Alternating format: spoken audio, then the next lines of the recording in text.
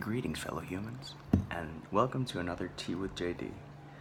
Today's tea is Earl Grey Rooibos. I almost forgot, and this is what it looks like. My diffuser.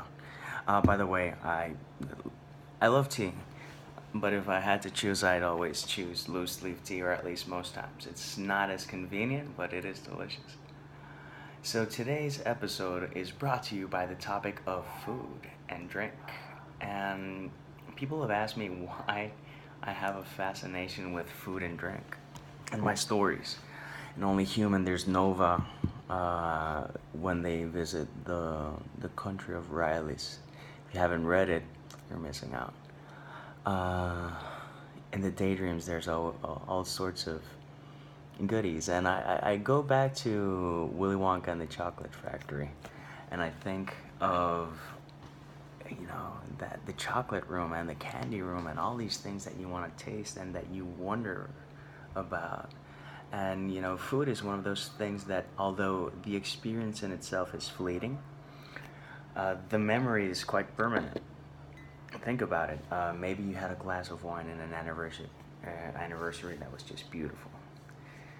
And the best birthday cake you ever had, a piece of steak that was cooked perfectly, portobello mushroom cap if you're a vegan and don't particularly enjoy meat. The thing is that food has always fascinated me, and I always like trying new and different things, and writing about it is no less thrilling. I remember when I went to the Wizarding World in Orlando and I had butterbeer, and it tasted like I thought butterbeer would taste. That was just, I can't begin to imagine what Joanne thought the moment that she tried the butterbeer. I really hope that she enjoyed it, because I did. A good temperature. It is piping hot, but it's not burning me, so that's great.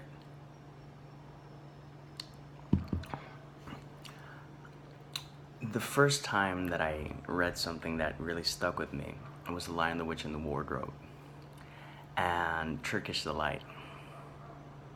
It took me, I read The Lion and the Witch and the Wardrobe when I was, 10?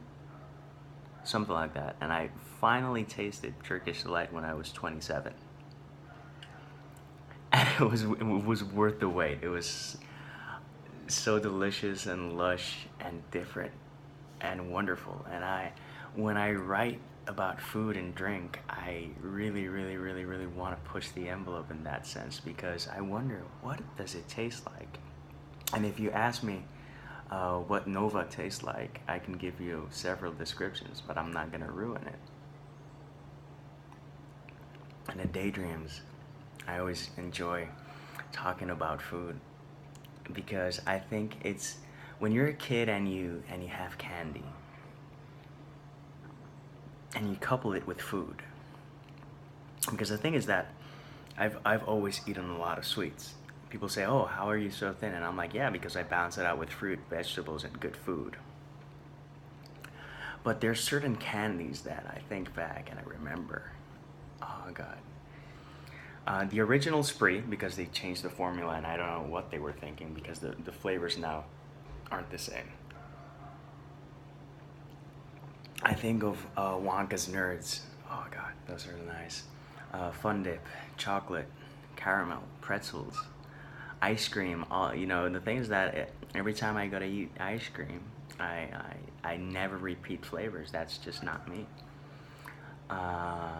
So when I have the chance to write, I go, okay, so what have I never tried that I would love to try? And since I have a pretty big baggage of stuff that I've tried out throughout the years, I really love pushing the envelope to see, I don't know, one of my dreams would be for someone to have the crazy notion that they can do the candies that I write about.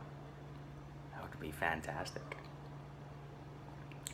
And actually, on my trip to New York, I actually did have a bottle of Curiosity Cola. It did not taste like the Curiosity Cola that I write about in the Daydreams, but it was nice. And the label blew me away. So, yeah. The thing is that I like texture, I like flavor, I like smells and aromas in what I write.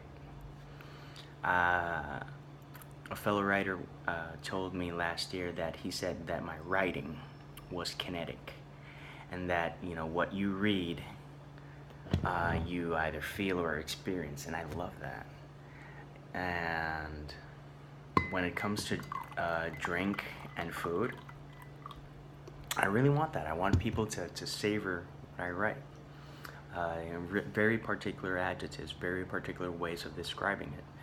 And that's why when I'm having something that's really delicious, I need like a little moment to settle, because I'm like processing everything, the creaminess of a sauce, the texture of a pasta, or the aromas that are coming off, the perfectly melted butter. It's amazing that something as simple as bread and butter can be so amazing.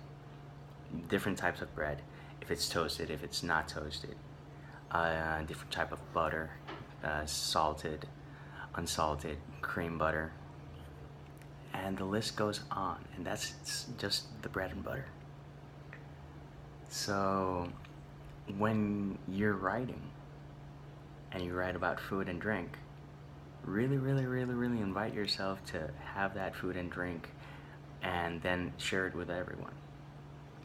Because in the end, you have to write, if you want to make it believable, you have to write it like you're a food critic.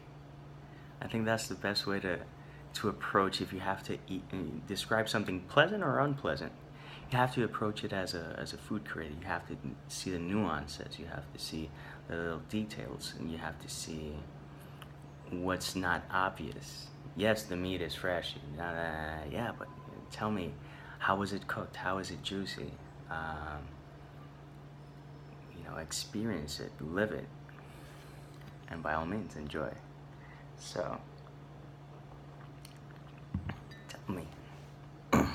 tell me, my voice kind of croaked out there. Tell me, when you write about food, what do you think of? I'd love to know. So, drop a comment. We'll keep on chatting. Peace, love, and Mikey Rolls.